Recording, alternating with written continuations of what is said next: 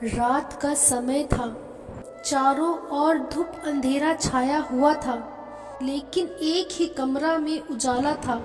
वहां 4 मोमबत्तियां जल रही थीं। चारों मोमबत्तियां एकांत देख आपस में बातें करने लगी थी। पहली मोमबत्ती बोली, मैं शांति हूँ। जब मैं इस दुनिया को देखती हूँ तो बहुत दुखी होती हूँ। चारों ओर आपाधापी, लूट खसोटी और हिंसा का बाल बोला है। ऐसे में यहाँ रहना बहुत मुश्किल है। मैं अब यहाँ नहीं रह सकती। इतना कहकर मोमबत्ती बुझ गई। दूसरी मोमबत्ती भी अपने मन की बात कहने लगी। मैं विश्वास हूँ। मुझे लगता है कि झूठ, धोखा, फरेब, बेईमानी और वजूद खत्म करते जा रहे हैं। जगह अब मेरे लायक नहीं रही। मैं भी जा रही हूँ। कहकर दूसरी मोमबत्ती भी बुझ गई। तीसरी मोमबत्ती भी दुखी थी। वह बोली, मैं प्रेम हूँ। मैं हर किसी के लिए हर पल जल सकती हूँ, लेकिन अब किसी के पास मेरे लिए वक्त ही नहीं बचा। स्वार्थ और नफरत का भाव मेरा स्थान लेता जा रहा है। लोगों के मन में अपनों के प्रति भी प्रेम भावना नहीं बची। अब ये सहना मेरे बस की बात नहीं है।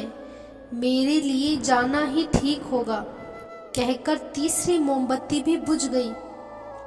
तीसरी बत्ती बुझी ही थी कि कमरे में एक बालक ने प्रवेश किया। मोमबत्तियों को बुझा हुआ देख उसे बहुत दुख हुआ।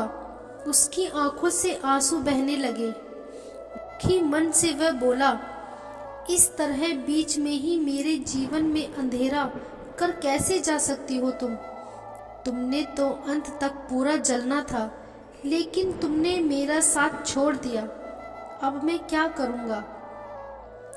बालक की बात सुन चौथी मोमबत्ती बोली, घबराओ नहीं बालक, मैं आशा हूँ और मैं तुम्हारे साथ हूँ।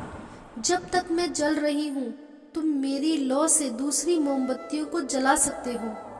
चौथी मोमबत्ती की बात सुनकर बालक का साहस बढ़ गया। उसने आशा के साथ शांति, विश्वास और प्रेम को पुण्य प्रकाशित कर लिया।